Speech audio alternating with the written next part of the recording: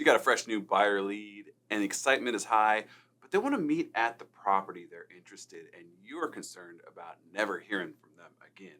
Well, stay tuned because today we are discussing the driveway consult.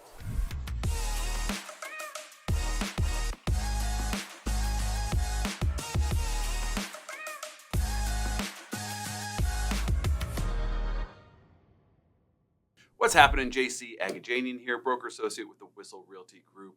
And today we're talking about so many of these appointments that we set with clients where it's really a showing appointment. It's not a proper buyer consultation. This may come from Zillow Flex or from some of the other showing apps that come through and they just want to see a house and they got paired up with you one way or another. One of the big things that has been a topic of conversation for scheduling appointments like this is to find time somewhere at the property, in the kitchen if it's vacant, in the driveway to present your value and figure out how to compel them to want to work with you as opposed to moving on and bothering somebody else that they've never heard of from before to open the next door for them. So, what is the best way to handle a situation like this? Well, I just wrapped up a mastermind with hundreds of the nation's top agents talking about this subject in specific. And the overarching feedback that we received was do your best to avoid that driveway consult in the first place. And there are great techniques and ways we can do this, but to really be able to sit down, present our value, educate our client, and explain to them how we can help them meet their goals better than most others, we kind of need at least more than a few minutes in a driveway. Now, I want to be fair to all my Zillow Flex agents out there. We know what those appointments are like, and we know that Zillow has very precise guidelines on what they expect to hear on their recorded calls and how to go about showing these properties. But that doesn't mean you still can't stick up for yourself and present value and do your best to earn that client before simply meeting them at the property. So what we discussed is saying, hey, we've got you all set up. Of course, this is on a follow-up confirmation showing that we've reached out to the seller and we've set the appointment for him. Say, before we get together, things have changed a bit. Let's get a little bit of time on the calendar to meet up at this spot that's not far from that home so we can talk about more than just this property. We can talk about your goals, where you're at in the situation, what your timing's looking like, and I present to you a little bit about what's going on in the market. I can tell you what's happening right here and now. I can comment on rates, and more importantly, I can talk about how we're going to strategize a system and a plan for you to get the home you're looking for. Of course, this is something that will help you get in front of them without the pressure of them having seen the property, probably not being interested in it, and looking for their exit as fast as possible. So yes, a quick prep meeting before that first showing is ideal.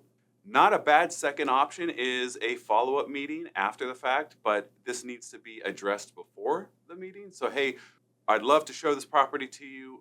Would you mind setting aside 20 or 30 minutes afterwards so we can talk about how you felt about the property? I can learn more about what it is you're looking for and what you're not.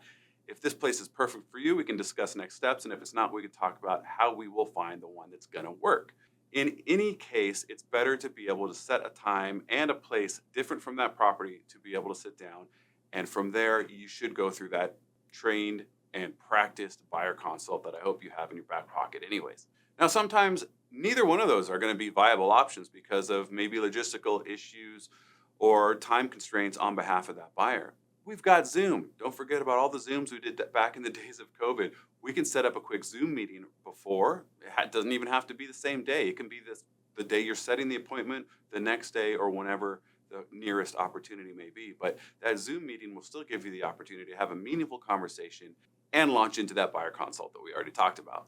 Another bit of leverage you can use if you are having trouble presenting value and coming up with compelling reasons to get the buyer to want to meet with you is the tried and true off-market listings. Of course, if you're within the eXp brokerage, we have eXp exclusives, which allows us to share all properties off-market within the brokerage. Of course, there's a system that goes across teams, so it doesn't matter who you are working with in the company, you will see other teams' listings within this portal. It's a great fix. If you don't have something like that within your brokerage, there are other ways you can get it. You can find who's got coming soons that might be a good fit. And of course, you can also go and dig into for sale by owners and other things that might not just be waiting for them to click through Zillow or Redfin and find on their own.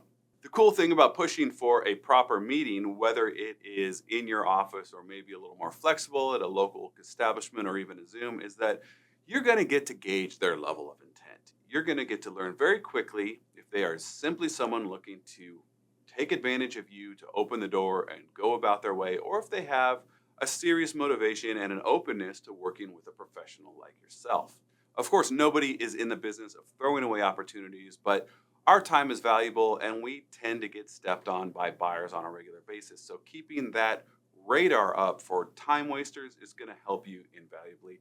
Obviously, we're not going to blow these people off, but we might have a little more understanding of where they're coming from and how better to treat those types of clients as opposed to those who might value your time a little bit more and respect your opinion. And every single one of us have actually been given a gift recently. It's called the NAR settlement, right? We can actually use this to our benefit, and it's one of the easiest ways you can set that in-office or local establishment appointment before showing the property.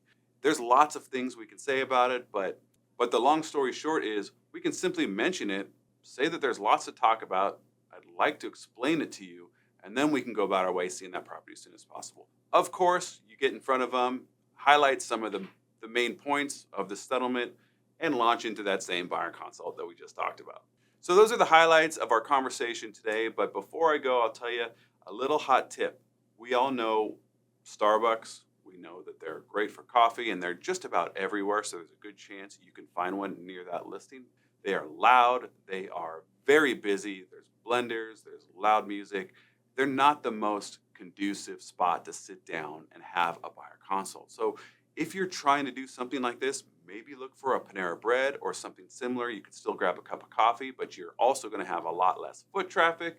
You might even find a booth that feels a little more private, and you're just going to have a lot better situation to sit down and share your knowledge and explain the benefits of working with you than a very busy and loud environment like some of the Starbucks can be. We're going to wrap it right there. I hope you found this helpful. I hope there's some things that you can take and implement into your business today. And of course, I'm always happy to answer questions or take this conversation a little further offline. Just hit me up right here. Look forward to talking to you soon.